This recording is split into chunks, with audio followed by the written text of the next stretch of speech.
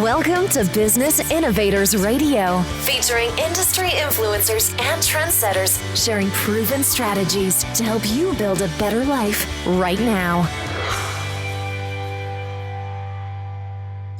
Welcome to the Brilliance Business Show, conversations with leading experts in business. I am your host, Mark Stephen Pooler. We have a wonderful guest on the show today, Mike Rubin. Mike is founder and CEO of Northpond Ventures. Mike, welcome to the Brilliance Business Show. Thank you, Mark. It's a privilege to be here today with you. I'm really looking forward to a conversation with you, Mike. Can you start just sharing a little bit about yourself and what you do? Absolutely. My name is, again, Mike Rubin. I'm the founder and CEO of Northpond Ventures. We are a multi-billion-dollar science-driven venture capital firm. Over the years, I've been involved in building and growing over 100 businesses that impact medicine and science in commercially meaningful ways. I am also an academic. I have staff positions at 3 universities, Harvard, MIT, and Stanford, where I'm engaged in research as well as teaching and translating science into new businesses. Nice. That's quite an impressive profile you've got going there, Mike. And I've got a really interesting question to ask you, because willpower, well, it's a thing that we all have to gain through mindset. So let's talk a little bit about willpower, persistence, so our listeners can avoid getting burnt out. Absolutely. It is certainly conventional wisdom and correct wisdom that willpower and grit and perseverance are important to success, and it would be news if it weren't. However, it is not the only tool that we have at our disposal to achieve our goals. And the challenge with willpower and perseverance is, in the end analysis, there's only so much of it that we have to go around. There's only so long we can persistently grit and bear it and fight through every single thing that we aim to do. And in reality, the more sustainable way to achieve our goals is, rather than fighting through, is actually to make them easier, to make the barriers to success lower so that we can achieve the same outcome, but do it in a way where it's far more sustainable. That's really, really interesting, Mike. And also, I think I've done so much programming on my mind to become who I am now, because from where I was to where I am now, it's a very, very big jump. So I've used tools like hypnosis and Psyche, so many different modalities. But I think if you've got the right programming in your mind as well, it makes willpower so much easier, because you've got all that programming in your mind that's supporting what you're working towards as well. Do you agree with that? Very much so. Even starting with a simple statement to yourself of, "This is not that hard. I've got this. This is pretty easy," already changes your mindset and your physiology and orients you in the direction of feeling like success is in your hands and you're able to achieve whatever it is that you're going after with far greater ease. And that could just be a simple habit of telling yourself, either quietly or out loud, if you so choose, that this task is well within your reach and it's actually not that hard for you. That's a really, really good point, actually. I also work with a neuroscientist, and self-talk, the way you're talking to yourself, is so important. So always saying things like you can, will, avoiding things like can't. And instead of can't, if you do say can't, you can say things like yet. So if you catch yourself saying, I can't do that, always put a yet at the end of it. But self-talk is really, really important. Let's talk about alternative entry points to success. Absolutely. Sometimes the front door, so to speak, is crowded, and this really dovetails with the previous point that we discussed. Is there can be side doors, and there can be open windows that you can climb through, and there can be many different paths to achieve your aims. And it's always important to reconcile, on one hand, persevering on the path that you're on, and on the other hand, realizing maybe your ladder is leaning against the wrong wall, and that if you moved it to the right wall, you'd actually get there a lot quicker.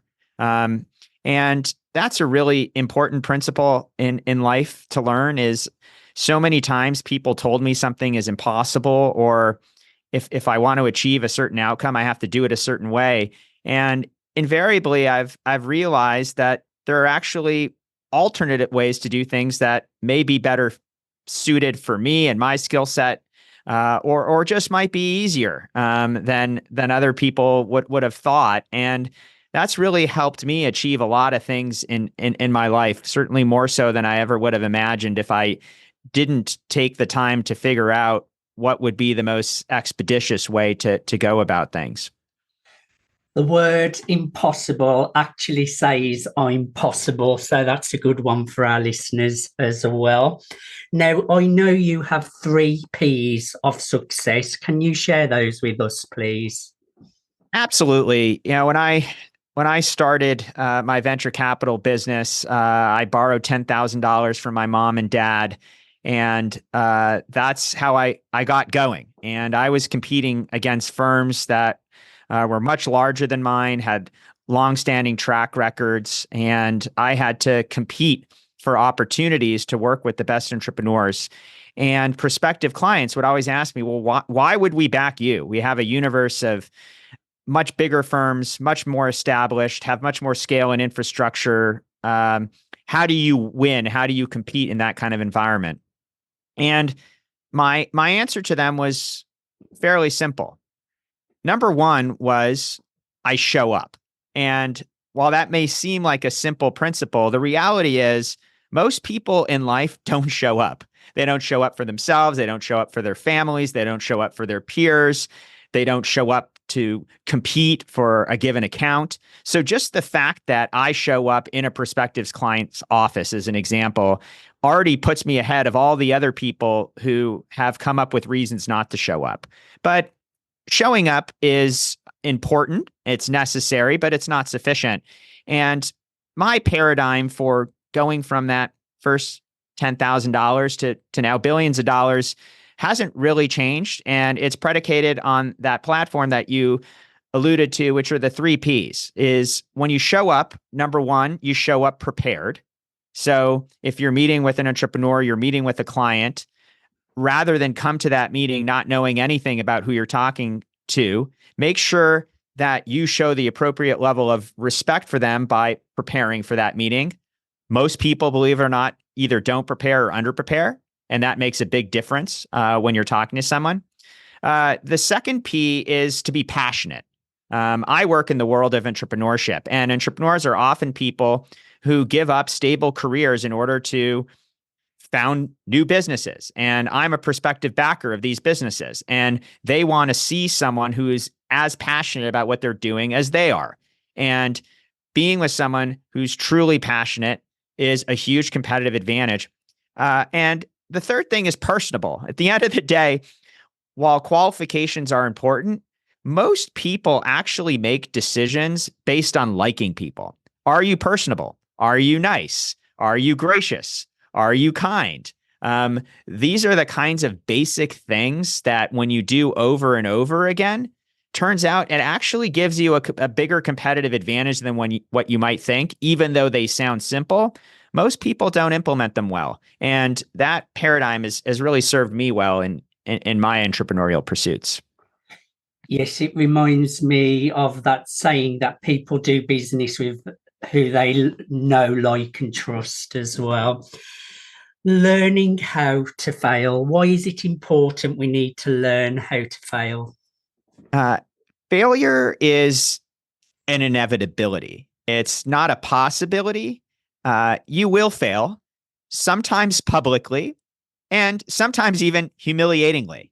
And that is something that once we accept and we realize that failure is a part of life, it's a part of learning, it's a part of growth, then we move beyond failure and we allow ourselves to take quote unquote risks that we otherwise wouldn't take because we're no longer being constrained by our fear of quote unquote failure, but rather we're inspired by the art of possible.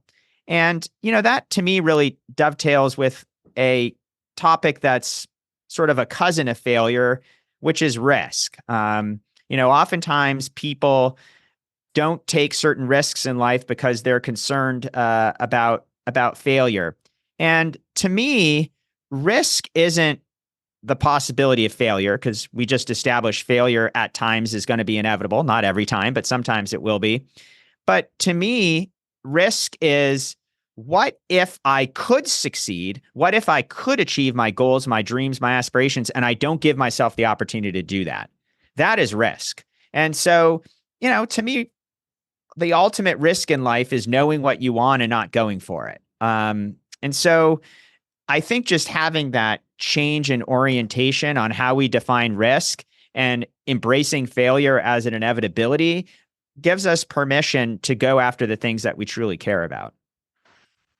I agree totally. I think when you're building success, failure is a part of it. And if you're doing prospecting, every no is leading you to the yes. But we can also turn that round, and it's your success is inevitable. That's the belief I like to have anyway. But you have to take all those failures to get to success. So that's very, very great words of wisdom.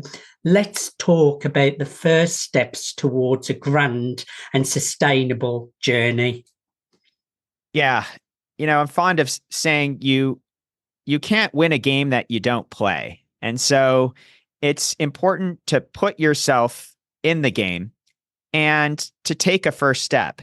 And in my experience, as it turns out, plan A is probably unlikely to work if you're doing something that's particularly challenging, and plan B and plan C may not work either. And then when you're on plan D, you may be on tactic 2, 3, and 4 before you get the outcomes that you want. And so at some level, it's interesting, but plan A may not even matter. It doesn't even necessarily matter what you do first. All that really matters is putting yourself in the game and taking that action and learning. And if you get it right the first time, congratulations. But rarely does success, especially repeated success, a product of having the perfect plan out of the gate.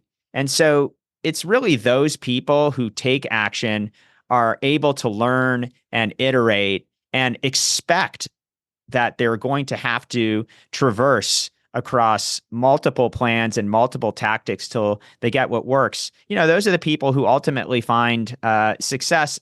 And that model is much more reproducible than thinking you have to get it right out of the gate or concerned as to whether, your first plan is really the right one. Great words of wisdom again, Mike. And what, starting out over 100 businesses, what has it taught you about success? Yeah, a lot. The interesting thing is, even though I've been involved in building and growing over 100 businesses over the years, I still make a lot of mistakes, and I still do things that I tell myself, geez, I should know better. And, what I've learned is, number one, there's always another way. Number two is, you actually, unlike you learn in school, in the real world, you actually get as many chances at something as you're willing to take. And when people talk about, having failed or things didn't work out, in actuality, most people take themselves out of the game. At a certain point in time, they say, geez, I'm done. I haven't gotten the feedback that I want yet. And that's fine. At times, you make decisions that this is no longer a path that you want to persevere along. But the reality is, you can persevere as long as as you want, as long as you're willing to go down it. And you can iterate as many times as you want, as long as you're willing and able to sort of endure the challenges along the way. And enduring the challenges are really just a mindset. It's how do I interpret what's happening to me along this path and seeing it as a part of the growth curve. So it's really mostly about mindset, about creativity, about iteration, about finding new paths, about consistently finding ways to make things easier in your life rather than harder. Those are great, great words. We all want to make our lives easier and not harder. Let's hope people take your advice there, Mike. And who should reach out to you, Mike? And can you share who you're looking to connect with today and share details of how people can connect with you as well? Absolutely. The best way to connect to me is through my LinkedIn account, which is Northpond Mike. That's my handle. That's one word, NORTHPONDMIKE. I have a weekly newsletter there, and I interact with people on LinkedIn quite frequently. So that's a great way to reach me. You can also check out my website, both my professional and personal website. My professional is npv.vc. That stands for Northpond Ventures.venture capital. And you can get some perspective on the types of businesses that we help build and grow and partner with, as well as my personal website, which is northpondmike.com. And that will give you a constellation of a bunch of my writings and give you some further perspective on who I am and what I do. And my mission is really to be of use to people, to support people. I've been fortunate to build a business that really resonates with me, and I get to teach these outstanding students at Harvard, MIT, and Stanford, and we have resounding attendance in our courses. But that's a really small fraction of the people who I think could benefit from the work we do and the learnings that we have. And so I try to utilize forums like these to reach out to a broader audience. Mike, thank you so much for being my guest today. I'd encourage everyone to check out all of those websites, and they will be in the attachment with this interview as well. Mike, thank you so much for being my guest today. Thank you, Mark. It's been a pleasure and a privilege. The pleasure has been all mine. Thank you, everyone, for listening to Brilliance Business, conversations with leading experts in business. Until next time, bye for now. Thanks for listening to Business Innovators Radio. To hear all episodes featuring leading industry influencers and trendsetters, visit us online at businessinnovatorsradio.com today.